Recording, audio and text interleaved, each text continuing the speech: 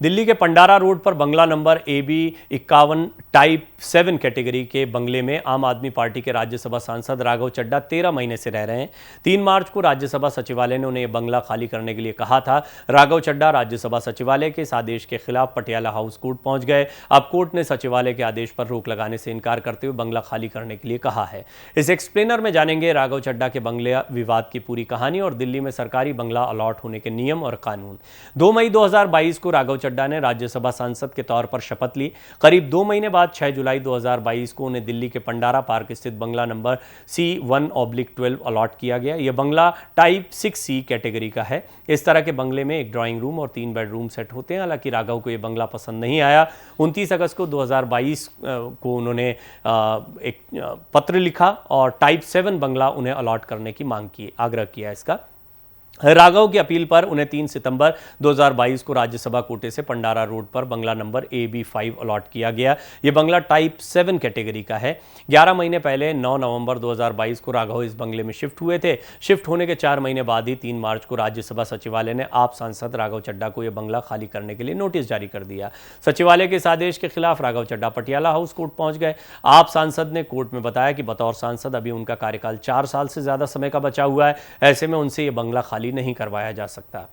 18 अप्रैल को Patiala house court ने राज्यसभा सचिवालय के इस आदेश पर रोक लगा दी थी। अब 6 अक्टूबर को दिल्ली के पटियाला हाउस कोर्ट ने बंगला खाली करने के मामले में लगाई गई अंतरिम रोक हटा दी है। साथ ही कोर्ट ने बंगला खाली करने के लिए भेजे गए राज्यसभा सचिवालय के नोटिस को सही ठहराया है। राघव के सरकारी आवास खाली करने के मामले में राज्यसभा सचिवालय के वकील ने कहा कि राघव चड्ढा को बंगला खाली करने का आदेश इसलिए दिया गया क्योंकि टाइप 7 बंगला पात्रता के अनुसार नहीं था। आप सांसद टाइप 6 बंगला पाने के हकदार हैं। राघव चड्ढा ने कोर्ट के इस फैसले के बाद कहा कि यह फैसला पूरी तरह से मनमाना है। राज्यसभा के 70 साल से ज्यादा समय के इतिहास में ऐसा पहली बार हुआ है जब एक सांसद को उसके आवंटित आवास से हटाने की मांग की जा रही है। राघव चड्ढा की तरह पहली बार सांसद बनने वालों को टाइप 5 और टाइप 6 बंगला दिया जाता है। टाइप 7 बंगले 5 बार के सांसद, केंद्रीय राज्य मंत्रियों के, दिल्ली हाईकोर्ट के न्यायाधीशों को आवंटित किए जाते हैं। टाइप 8 बंगला सबसे अच्छा माना जाता है। इसे कैबिनेट मंत्री, सुप्रीम कोर्ट के न्यायाधीश इत्यादि को आवंटित किया जाता है। लोकसभा सांसदों को देने के लिए दिल्ली में फिलहाल 517 आवास हैं। इसमें भी 159 बंगले हैं, 37 ट्विन फ्लैट हैं, 193 सिंगल फ्लैट हैं, 96 मल्टी स्टोरी फ्लैट हैं और 32 यूनिट सिंगुलर रेगुलर घर हैं। ये सभी प्रॉपर्टी सेंट्रल दिल्ली के north avenue, south avenue, Meena Bagh, Bishambar Das Marg, Tilak लेन, विट्ठल भाई पटेल हाउस और बाबा खड़क सिंह मार्ग पर हैं। लोकसभा सदस्यों को दिल्ली में बंगले का आवंटन डायरेक्टरेट ऑफ स्टेट्स करता है। ये ministry of housing and urban affairs के तहत आता है। डायरेक्टरेट ऑफ स्टेट्स के अंदर भी ये काम जनरल पूल रेसिडेंशियल एकोमोडेशन यानी GPRA एक्ट के तहत किया जाता है।